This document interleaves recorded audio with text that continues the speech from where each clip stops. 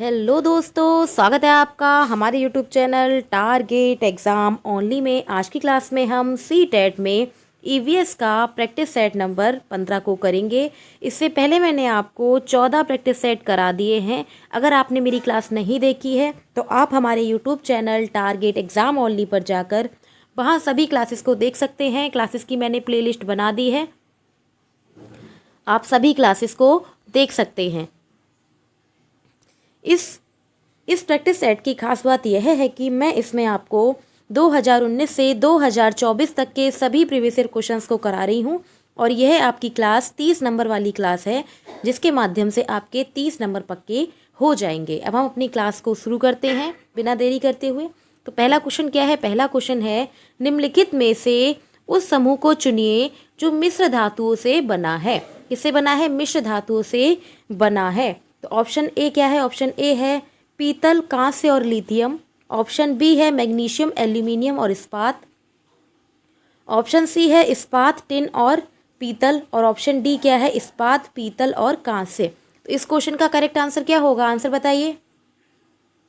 Question number 1 का correct answer क्या होगा? तो क्वेश्चन नंबर 1 का करेक्ट आंसर क्या होगा बताइए। तो इसमें लिथियम ये क्या है? ये एक तत्व है। ये क्या है? एक तत्व है। इसी प्रकार से मैग्नीशियम क्या है? ये भी एक तत्व है। ठीक है।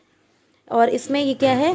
टिन क्या? ये भी एक तत्व है, स्टेनस। ठीक है। तो इसमें पूछा गया है क्वेश्चन में कि मिश्र धातुओं को बताइए कि किस में सभी मिश्र धातुएं हैं। तो ऑप्शन नंबर डी करेक्ट हो जाएगा, इस्पात, पीतल और कांस्य। नेक्स्ट क्वेश्चन देखते हैं। क्वेश्चन नंबर 2 क्या है? क्वेश्चन नंबर 2 है,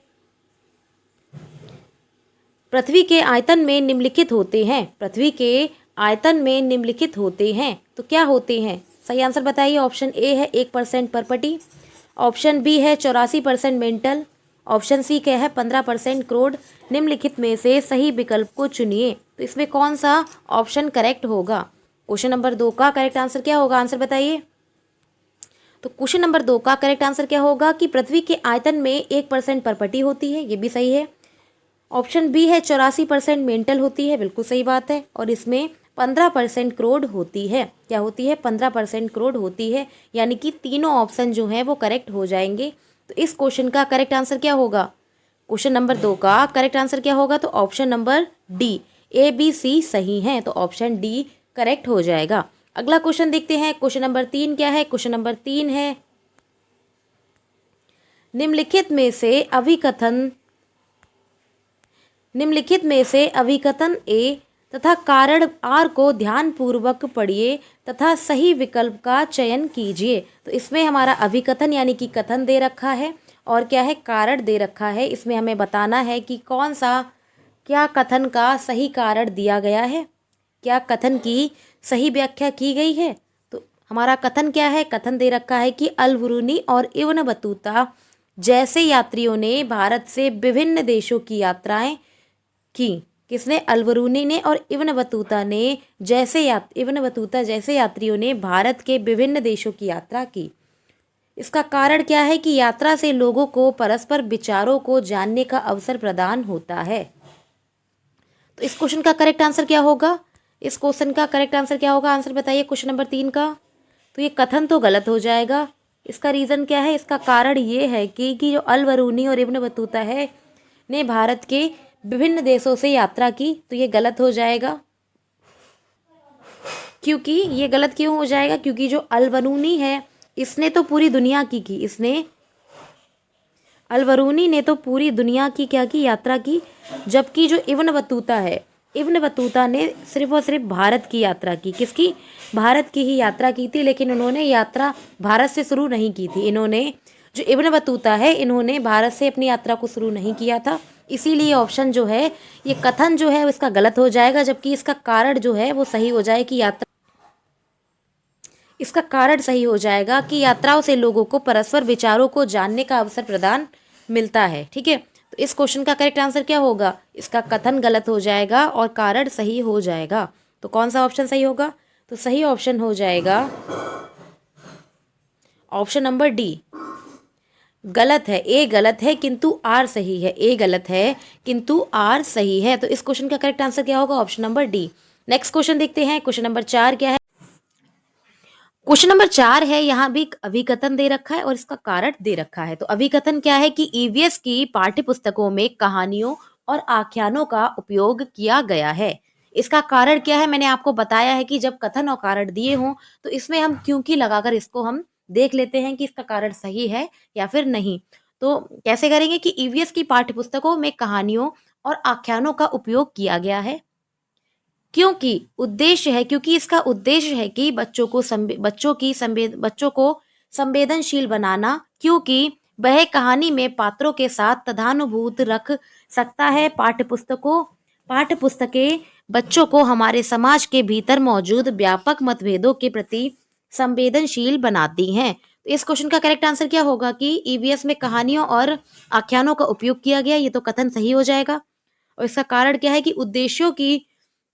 उद्देश्यों की बच्चों को संवेदनशीलता बनाना। इसका उद्देश्य यह होता है कि बच्चों को संवेदनशील बनाना, क्योंकि वह कहानी से पात्रों के साथ तदानुक्रम यानी कि खुद को जोड़ लेते हैं और पाठ्य पुस्तकें बच्चों को हमारे समाज के भीतर मौजूद व्यापक मतभेदों के प्रति संवेदनशील बनाती हैं। तो इस क्वेश्चन का करेक्ट आंसर क्या हो जाएगा? क्वेश्चन नंबर 4 का करेक्ट आंसर क्या होगा?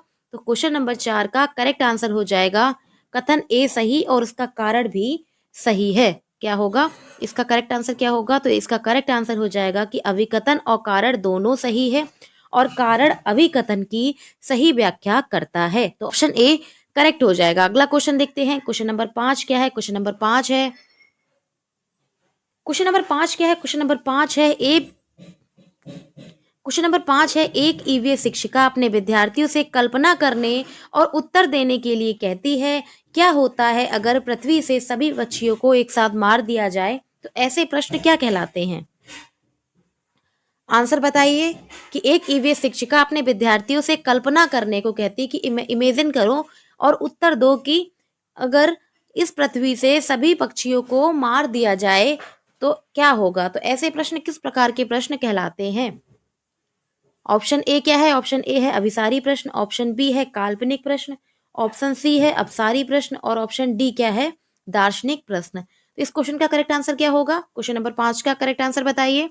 तो क्वेश्चन नंबर 5 का करेक्ट आंसर हो जाएगा ऑप्शन नंबर सी।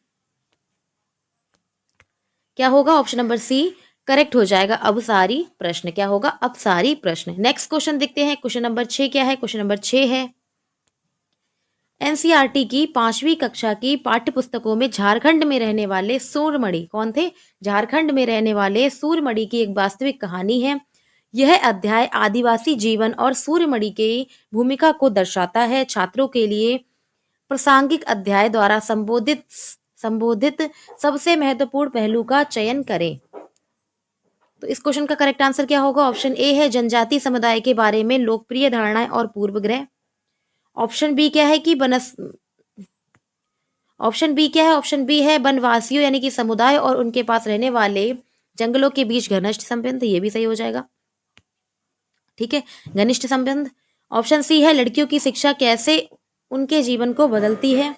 ऑप्शन डी क्या है? ऑप्शन डी है जनजाति और आदिवासी द्वारा उपयोग किए जाने वाले वन उत्पाद। तो इस क्वेश्चन का करेक्ट आंसर क्या होगा? क्वेश्चन नंबर 6 का करेक्ट आंसर बताइए। तो क्वेश्चन नंबर 6 का करेक्ट आंसर हो जाएगा ऑप्शन नंबर बी, यानी कि ऑप्शन नंबर 2 करेक्ट हो जाएगा। बी, सी और डी। क्या होगा? बी, सी और डी। तो क्या होगा? ऑप्शन बी क्या है कि वनस्पति और समुदाय और उनके पास रहने वाले जंगलों के बीच घनिष्ठ संबंध। ये सही है। ऑप्शन सी क्या है? लड़कियों की शिक्षा उन कैसे उनके जीवन को बदलती है। और ऑप्शन डी क्या है कि जनजाति आदिवासी द्वारा उपयोग किए जाने वाले उत्पाद। तो इस क्वेश्चन का करेक्ट आंसर क्या होगा? तो इस क्वेश्चन का करेक्ट आंसर हो जाएगा option number B, option number 2। Next question देखते हैं। क्वेश्चन नंबर 7 क्या है? क्वेश्चन नंबर 7 है, निम्नलिखित में से कौन सा या से पर्वतों की उत्पत्ति ज्वालामुखी से हुई है? निम्नलिखित पर्वतों की उत्पत्ति ज्वालामुखी से हुई है। तो इस क्वेश्चन का करेक्ट आंसर क्या होगा? ये आपका ज्योग्राफी का क्वेश्चन है और ये आपका प्रीवियस ईयर जो है, ये आपका ईवीएस का जो प्रैक्टिस सेट है वो आपका 2023 का प्रैक्टिस सेट है। कब का है? 2023 के मैं आपको क्वेश्चंस करा रही हूँ। ठीक है, तो क्वेश्चन ए क्या है? Mount Kilimanjaro. ऑप्शन बी है फ्यूजी यामा। ऑप्शन सी क्या है, आल्पस पर्वत। तो इस क्वेश्चन का करेक्ट आंसर क्या होगा, तो इस क्वेश्चन का करेक्ट आंसर हो जाएगा ए बी दोनों सही। क्या होगा, ए और बी दोनों सही। करेक्ट आंसर क्या होगा, तो करेक्ट ऑप्शन क्या होगा, ऑप्शन नंबर 4 ए बी दोनों सही। नेक्स्ट क्वेश्चन देखते हैं, क्वेश्चन नंबर 8 क्या है। क्वेश्चन नंबर 8 है, क्वेश्चन नंबर 8 क्या है, क्वेश्चन नंबर 8 है, नीचे दिए गए कथन ए और कथन बी पर विचार कीजिए। तो कथन ए क्या है कि कौवे पेड़ की बहुत ऊंची, कथन ए क्या है, कथन ए है कि कौवे पेड़ की बहुत नीची डाली पर घोंसला बनाते हैं। ऑप्शन बी क्या है, ऑप्शन बी है, कथन बी है, कथन बी क्या है कि बीबर पक्षी दो पत्तों को सीकर अपना घोंसला बनाते हैं। सही कोड का चयन कीजिए, इसमें से कौन सा सही है। तो इसका आंसर बताइए, क्वेश्चन नंबर 8 का करेक्ट आंसर क्या होगा। तो क्वेश्चन नंबर 8 का करेक्ट आंसर होगा कथन ए भी गलत हो जाए, कथन बी भी गलत हो जाएगा। इसका रीजन क्या है, इसका रीजन ये है कि जो कौवा होता है, जो कौवा होता है वो पेड़ की, वह पेड़ की बहुत ऊंची डाली पर, कैसी, बहुत ऊंची ना कि नीची, नीची डाली पर, ऊंची डाली पर घोंसला बनाता है। कौवा क्या करता है, कौवा पेड़ की सबसे ऊंची डाली पर अपना घोंसला बनाता है, जिससे शिकारी से उससे, जिससे वह शिकारियों से उसकी सुरक्षा कर सके। और ऑप्शन कथन बी क्या है, कथन बी है कि बीबर पक्षी दो पत्तियों को सीकर अपना घोंसला बनाता है, जबकि ये भी हमारा ऑप्शन जो है वो गलत हो जाएगा। क्यों होगा, क्योंकि जो बीबर पक्षी होता है वो जटिल घोंसला बनाने के लिए, कौशल के लिए जाना जाता है। वह क्या करता है, यह रेशों से बनाता है अपना घोंसला, घास से, किससे बनाता है, यह अपना घोंसला घास से और किससे बनाता है, रेशों से बनाता है, किससे, घास और रेशों से बनाता है, ना कि दो पत्तियों को सिलकर बनाता है। तो इस क्वेश्चन का करेक्ट आंसर क्या होगा, तो इस क्वेश्चन का करेक्ट आंसर क्या होगा, ऑप्शन नंबर 2। क्या होगा, ऑप्शन नंबर 2 करेक्ट हो जाएगा कि ए और बी दोनों गलत हैं, ए और बी दोनों गलत हैं। नेक्स्ट क्वेश्चन देखते हैं, क्वेश्चन नंबर 9 क्या है, क्वेश्चन नंबर 9 है, क्वेश्चन नंबर 9 क्या है, क्वेश्चन नंबर 9 है, निम्नलिखित अभिकथन ए और कारण आर को ध्यान से पढ़िए और उसका सही विकल्प को चुनिए। तो कथन क्या दे रखा है, कथन दे रखा है, यदि कोई तैरना नहीं जानता है तब भी वह मृत सागर में आसानी से तैर सकता है। कथन 2 क्या है, कथन,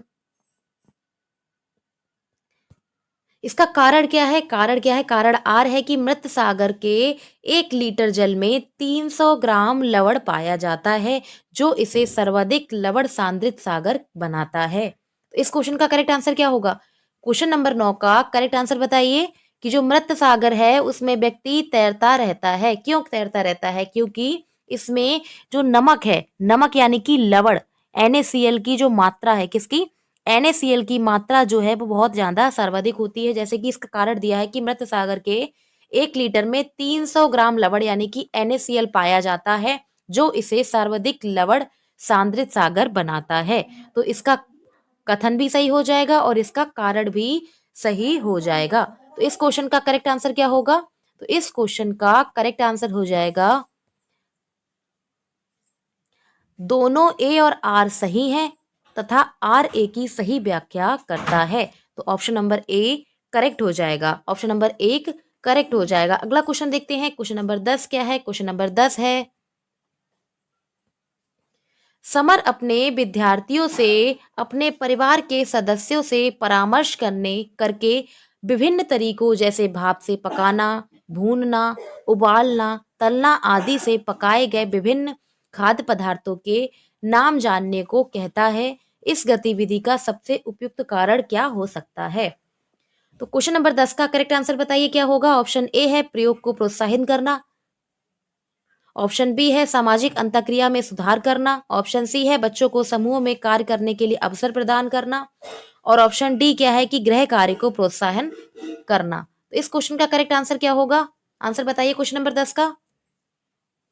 तो आंसर देखने से पहले इस क्वेश्चन को हम एक बार फिर से पढ़ लेते हैं कि समर अपने विद्यार्थियों से, अपने परिवार के सदस्यों से परामर्श करके विभिन्न तरीकों जैसे कि भाप से पकाना, भूनना है, उबालना है, तलना है आदि से पकाए गए भोजन विभिन्न प्रकार के खाद्य पदार्थों के नाम को जानने को कहता है। तो इस गतिविधि का सबसे उपयुक्त कारण क्या हो सकता है? इस क्वेश्चन का करेक्ट आंसर क्या होगा? तो इस क्वेश्चन का करेक्ट आंसर हो जाएगा ऑप्शन नंबर बी। क्या हो जाएगा correct answer? Option number B. सामाजिक अंतःक्रिया में उसके सुधार होगा। क्या होगा? क्योंकि वो अपने अपने ही परिवार वालों से क्या करेगा? इंटरेक्ट करेगा और उनसे पूछेगा, तो उससे उसके सामाजिक अंतःक्रिया में सुधार आएगा। तो इस क्वेश्चन का करेक्ट आंसर क्या होगा? क्वेश्चन नंबर 10 का करेक्ट आंसर हो जाएगा ऑप्शन नंबर 2। नेक्स्ट क्वेश्चन देखते हैं। क्वेश्चन नंबर 11 क्या है? क्वेश्चन नंबर 11 है, निम्नलिखित में से कौन प्राथमिक स्तर पर ईवीएस पढ़ाने में अनुभवात्मक रणनीति को सबसे अच्छा दर्शाता है? क्वेश्चन को एक बार फिर से देखते हैं कि निम्नलिखित में से प्राथमिक स्तर पर ईवीएस पढ़ाने में अनुभवात्मक रणनीति को सबसे अच्छा कौन दर्शाता है? ऑप्शन ए है चर्चा करना, ऑप्शन बी है प्रदर्शन करना, ऑप्शन सी क्या है कि क्षेत्र भ्रमण करना, और ऑप्शन डी क्या है कला एकीकृत शिक्षा। तो इस क्वेश्चन का करेक्ट आंसर क्या होगा? क्वेश्चन नंबर 11 का करेक्ट आंसर बताइए। तो क्वेश्चन नंबर 11 का करेक्ट आंसर हो जाएगा, उसे चर्चा करनी चाहिए। क्या करनी चाहिए? चर्चा करनी चाहिए, भ्रमण करना चाहिए और कला एकीकृत शिक्षा का अनुपालन करना चाहिए। तो इस क्वेश्चन का करेक्ट आंसर क्या होगा? क्वेश्चन नंबर 11 का करेक्ट आंसर हो जाएगा 3। क्या हो जाएगा? क्वेश्चन नंबर 11 का करेक्ट आंसर हो जाएगा ऑप्शन नंबर 3, ए सी डी तीनों करेक्ट हैं। अगला क्वेश्चन देखते हैं। क्वेश्चन नंबर 12 क्या है? क्वेश्चन नंबर 12 है, ईवीएस पाठ्य शाम को 7:30 बजता है, उसी समय 7:30 बजे ही कौन से देश में 2 बजता है? तो इस क्वेश्चन का करेक्ट आंसर क्या होगा? ऑप्शन नंबर ए, लंदन इसका करेक्ट आंसर हो जाएगा। क्यों होगा? इसका कारण ये है कि भारतीय मानक समय रेखा, इसका कारण क्या है? तो इसका कारण है भारतीय मानक समय रेखा। भारतीय मानक समय रेखा जो क्या होता है 5.5 डिग्री ज्यादा होता है, 5.5 घंटा ज्यादा होता है। ठीक है, तो इस क्वेश्चन का करेक्ट आंसर क्या होगा? तो इस क्वेश्चन का करेक्ट आंसर हो जाएगा ऑप्शन नंबर 1। अगला क्वेश्चन देखते हैं। क्वेश्चन नंबर 14 क्या है? क्वेश्चन नंबर 14 है, निम्नलिखित में से कौन सी रणनीति यात्रा थीम को पढ़ाते समय जांच यानी कि इंक्वायरी को बढ़ावा देती है? तो इस क्वेश्चन का करेक्ट आंसर क्या होगा? क्वेश्चन नंबर 14 का करेक्ट आंसर क्या होगा कि निम्नलिखित में से कौन सी रणनीति यानी कि यात्रा थीम को पढ़ाते समय इंक्वायरी को बढ़ावा देती है? तो इस क्वेश्चन का करेक्ट आंसर क्या होगा? क्वेश्चन नंबर 14 का करेक्ट आंसर हो जाएगा ऑप्शन नंबर बी, विद्यार्थियों से उनके या उनके पड़ोसियों के यात्रा के अनुभव को बताने के लिए कहना। इस क्वेश्चन का करेक्ट आंसर हो जाएगा। अगला क्वेश्चन देखते हैं। क्वेश्चन नंबर 15 क्या है? क्वेश्चन नंबर 15 है, ईवीएस पढ़ाते समय एक शिक्षक निम्नलिखित विधियों का पालन करता है? सोचो, जोड़ो, साझा करो, पारस्परिक सहपाठी ट्यूशन, जिग्सा, रणनीति, सहपाठी परीक्षण ये उदाहरण है। क्वेश्चन को एक बार फिर से समझते हैं कि क्या दे रखा है। तो क्वेश्चन में दे रखा है, ईवीएस पढ़ाते समय ईवीएस पढ़ाते समय एक निश्चित निम्नलिखित विधियों का पालन करता है। एक एक शिक्षक निम्नलिखित विधियों का पालन करता है। वो विधियां कौन कौन सी हैं कि सोचो और जोड़ो, साझा करो, पारस्परिक सहपाठी ट्यूशन और जिग्सा। और क्या है? जिग्सा रणनीति, सहपाठी पुनरीक्षण। तो इस क्वेश्चन का करेक्ट आंसर क्या हो जाएगा? तो क्वेश्चन नंबर 15 का करेक्ट आंसर क्या होगा? ऑप्शन ए क्या है? ऑप्शन ए है सहपाठी समूह द्वारा अधिगम, ऑप्शन बी है रचनात्मक उपागम, ऑप्शन सी है उपदेशात्मक उपागम, ऑप्शन डी क्या है? आगात्मक उपागम। तो इस क्वेश्चन का करेक्ट आंसर क्या होगा? क्वेश्चन नंबर 15 का करेक्ट आंसर क्या होगा? तो क्वेश्चन नंबर 15 का करेक्ट आंसर हो जाएगा ऑप्शन नंबर 2। क्या होगा? करेक्ट आंसर हो जाएगा क्वेश्चन नंबर 15 का करेक्ट आंसर हो जाएगा ऑप्शन नंबर 1, सहपाठी समूह के द्वारा अधिगम। इसमें क्या करेगा? बच्चे ग्रुप लर्निंग के माध्यम से क्या करेंगे? सीखेंगे। ठीक है, अगला क्वेश्चन देखते हैं। क्वेश्चन नंबर 16 क्या है? क्वेश्चन नंबर 16, तो क्वेश्चन नंबर 16 क्या है? क्वेश्चन नंबर 16 है, स्वच्छंद खेल होते हैं जहां बच्चे स्वच्छंद स्वच्छंद खेल क्या होते हैं जहां बच्चे क्या करते हैं? ऑप्शन ए है बाहरी और भीतरी क्रियाकलाप को कर सकते हैं। ऑप्शन बी है खेल के नियमों का पालन करते हैं। ऑप्शन सी है वयस्कों द्वारा सलाह देने पर लिंग विशिष्ट खेल खेलते हैं। ऑप्शन डी क्या है, विशिष्ट क्रियाकलाप आयोजित करते हैं। तो इस क्वेश्चन का करेक्ट आंसर क्या होगा? क्वेश्चन नंबर 16 का करेक्ट आंसर बताइए क्या होगा? क्वेश्चन नंबर 16 का करेक्ट आंसर क्या होगा? तो ऑप्शन नंबर 1 क्या हो जाएगा? ऑप्शन नंबर 1 करेक्ट हो जाएगा। क्वेश्चन नंबर 12 क्या है? क्वेश्चन नंबर 12 है ईवीएस पाठ्यचर्या अधिगम के सामाजिक रचनावादी परिप्रेक्ष्य में तैयार किया गया है। ईवीएस पाठ्यचर्या को अधिगम के सामाजिक रचनावादी परिप्रेक्ष्य में तैयार किया गया है।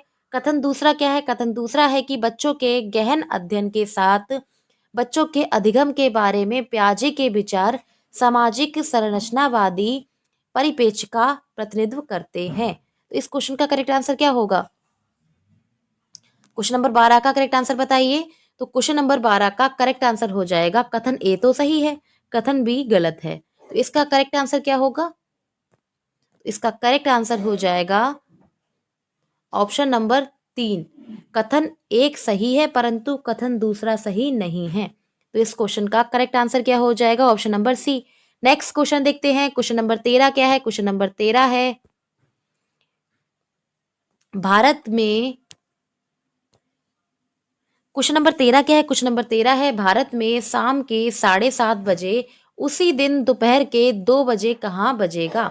भारत में जब शाम को 7:30 बजता है तो उसी समय दिन का दो कहाँ बजेगा? लंदन में, जापान में, ढाका में और कराची में। तो इस क्वेश्चन का करेक्ट आंसर क्या होगा? आंसर बताइए। स्वच्छंद खेल वे होते हैं जो बाहरी और भीतरी क्रियाकलाप कर सकते हैं। ऑप्शन ए करेक्ट हो जाएगा। अगला क्वेश्चन देखते हैं। क्वेश्चन नंबर 17 क्या है? क्वेश्चन नंबर 17 है किण्वन में परिवर्तन। क्वेश्चन नंबर 17 क्या है कि किण्वन में परिवर्तन करने की प्रक्रिया है। किण्वन में परिवर्तन करने की प्रक्रिया है यानी कि किण्वन के थ्रू कौन सी प्रक्रिया होती है? ऑप्शन ए है शर्करा को अल्कोहल में परिवर्तित करते हैं। ऑप्शन बी है ईस्ट को अल्कोहल में। ऑप्शन सी है शर्करा को CO2 यानी कि कार्बन डाइऑक्साइड में। और ऑप्शन डी है ईस्ट को CO2 यानी कि कार्बन डाइऑक्साइड में। तो इस क्वेश्चन का करेक्ट आंसर क्या होगा कि किण्वन में परिवर्तन की क्रिया क्या कहलाती है? किण्वन की किस प्रक्रिया में होता है? तो ऑप्शन ए करेक्ट हो जाएगा। जब शर्करा को अल्कोहल में परिवर्तित करते हैं तो किण्वन प्रक्रिया अपनाई जाती है। किण्वन में क्या होता है? इसमें ग्लूकोज जैसी जो संरचनाएं होती हैं, कैसी? ग्लूकोज जैसी जो संरचनाएं होती हैं वो अणुओं को अवायवीय रूप से तोड़ती हैं और इस प्रक्रिया में शर्कराएं अम्ल और अल्कोहल में परिवर्तित हो जाती हैं। किसमें? अम्ल और अल्कोहल में परिवर्तित हो जाती हैं। तो इस क्वेश्चन का करेक्ट आंसर क्या होगा? Option number A. Next question देखते हैं। क्वेश्चन नंबर 18 क्या है? क्वेश्चन नंबर 18 है क्वेश्चन नंबर 18 है पाश्चरीकरण दूध को लगभग तक गर्म किया जाए, कितने समय तक गर्म किया जाए कि वह ठंडा करने पर संग्रह कर लिया जाता है? क्वेश्चन को एक बार फिर से पढ़ते हैं। 18 नंबर क्वेश्चन क्या है कि पाश्चरीकृत दूध को लगभग कितने मिनट या सेकंड तक गर्म किया जाए, फिर उसके बाद उसको ठंडा करके संग्रहण यानी कि इकट्ठा कर लिया जाता है? तो इस क्वेश्चन का करेक्ट आंसर क्या होगा? आंसर बताइए क्वेश्चन नंबर 18 का। तो क्वेश्चन नंबर 18 का करेक्ट आंसर हो जाएगा ऑप्शन नंबर डी। 15 से 30 सेकंड का इसमें समय लगता है और टेम्परेचर जो होता है वो 30 डिग्री सेंटीग्रेड होता है। तो ऑप्शन डी करेक्ट हो जाएगा। अगला क्वेश्चन देखते हैं। क्वेश्चन नंबर 19 क्या है? क्वेश्चन नंबर 19 है बीजों का अंकुरण किसी अनुपस्थिति में हो सकता है। तो बीजों का अंकुरण किसकी अनुपस्थिति में हो सकता है? ऑप्शन ए है सूर्य का प्रकाश। ऑप्शन बी है वायु। ऑप्शन सी है नमी और ऑप्शन डी क्या है? मध्यम ताप। इस क्वेश्चन का करेक्ट आंसर क्या होगा कि बीजों का अंकुरण। क्वेश्चन नंबर 19 का करेक्ट आंसर बताइए क्या होगा कि बीजों का अंकुरण किनकी अनुपस्थिति में हो सकता है? तो इस क्वेश्चन का करेक्ट आंसर हो जाएगा ऑप्शन नंबर ए। सूर्य का प्रकाश की अनुपस्थिति में बीजों का अंकुरण हो सकता है। तो ऑप्शन ए करेक्ट हो जाएगा। अगला क्वेश्चन देखते हैं। क्वेश्चन नंबर 20 क्या है? क्वेश्चन नंबर 20 है भौतिक विशेषताओं के आधार पर कद्दू के पौधों को किसमें वर्गीकृत किया जा सकता है? क्वेश्चन नंबर 20 का करेक्ट आंसर बताइए कि भौतिक विशेषताओं के आधार पर कद्दू के पौधों को किसके द्वारा वर्गीकृत किया जा सकता है। ऑप्शन ए है आरोही लता, ऑप्शन बी है झाड़ी, ऑप्शन सी है बिसरपी लता, ऑप्शन डी क्या है साग। तो इस क्वेश्चन का करेक्ट आंसर क्या होगा। क्वेश्चन नंबर 20 का करेक्ट आंसर क्या होगा। तो क्वेश्चन नंबर 20 का करेक्ट आंसर हो जाएगा ऑप्शन नंबर सी बिसरपी लताएं। क्या होगा, बिसरपी लताएं। तो आज की क्लास को हम यहीं पे ख़त्म